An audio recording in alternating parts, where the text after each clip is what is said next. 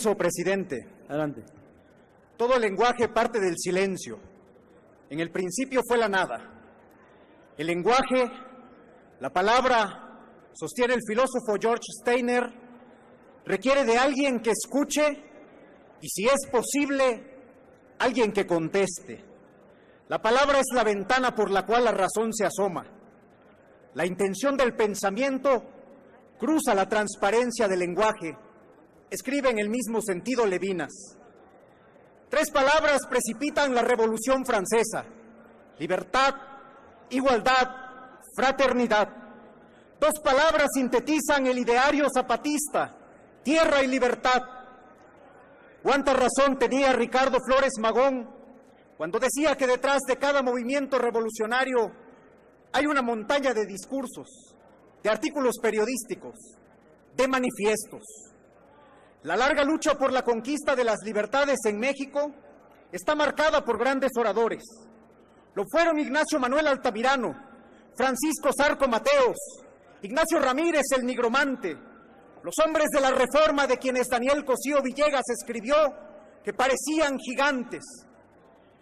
En la crónica del Constituyente de Querétaro pueden leerse las notables intervenciones en tribuna que perfilaron la primera Constitución que, antes que la de Weimar, introdujo derechos sociales.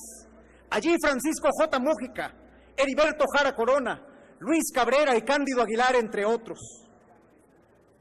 Por amar a México y por decir la cruda verdad que denunciaba los excesos del poder, murió Belisario Domínguez.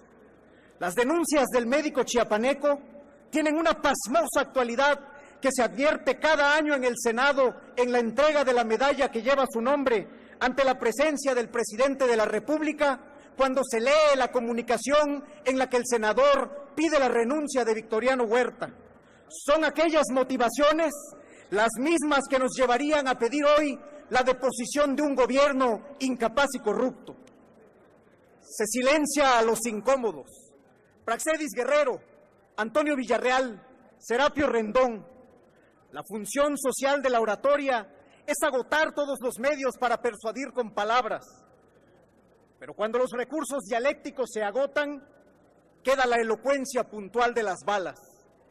Como testimonio de ello, la palabra y la lucha de Genaro Vázquez Rojas y Lucio Cabañas, de Rubén Jaramillo, que dijo: entierren las carabinas donde puedan volver a encontrarlas. El 6 de marzo de 1994, Luis Donaldo Colosio pronuncia un discurso esperanzador que sacude las dolencias del régimen y lo confronta con sus demonios más terribles. Después vendría el fatídico desenlace de Lomas Taurinas. Colosio era ya un candidato incómodo. Las palabras son señas de identidad. De entre los silencios, quizá el que más incomodidad provoca es el silencio político, cuando se calla lo que no se conviene decir, aquello que puede lastimar intereses personales o de grupo, cuando callando se lacera el bien común. En las crónicas de Guillermo Tardif, el verbo de la juventud mexicana en los concursos de oratoria del Universal, pueden leerse magníficas tesis discursivas de la primera época de dicho certamen. Y en años recientes es muy loable que el Universal haya retomado esta celebración. Por eso, desde Movimiento Ciudadano, queremos saludar aquí el intenso trabajo de su director, el licenciado Juan Francisco Ili Ortiz, a quien hoy reconocemos por la valía de esta iniciativa. Permítanme una reflexión que viene ahora al caso. ¿Cuántas veces hemos venido a esta tribuna a señalar lo que está mal, a tratar de convencerlos para que rectifiquen su voto o para que modifiquen un dictamen aquellos que se asumen como mayorías monolíticas e imperturbables, desdeñando los argumentos? Insistir a estas alturas de nuestra realidad en la capacidad transformadora de la oratoria sobre las grandes decisiones nacionales es más bien un acto de fe. Quienes aspiramos aquí a sacudir el letargo de la Asamblea somos tímidas voces en el desierto que seguiremos creyendo que sí hay de otra y que un día la palabra volverá a ser un agente de cambio. Mientras tanto, como diría el poeta, he aquí nuestra voz en medio de la ruina y los discursos. Tiene sentido la oratoria cuando la palabra no se empeña ni se vende, cuando no se obstina en defender lo indefendible, cuando no es mercenaria y sí, en cambio, tiene dignidad, cuando abandona el terreno de las ideas y se vuelca en acciones responsables, en beneficios palpables para los ciudadanos.